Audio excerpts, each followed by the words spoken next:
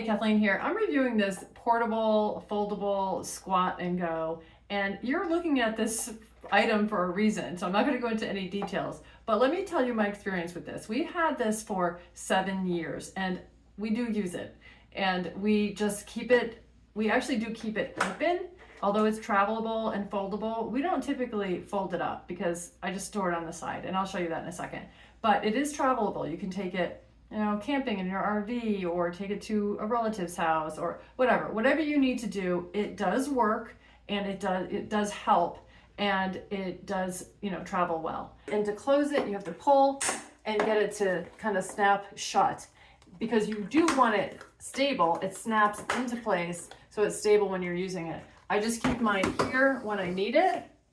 And when I'm done with it for the day, I actually just tuck mine to the side. I don't actually close it. And then when I need it the next day, I just pull it out. So that's how I store it. That's how I use it. And we absolutely think it's a great product.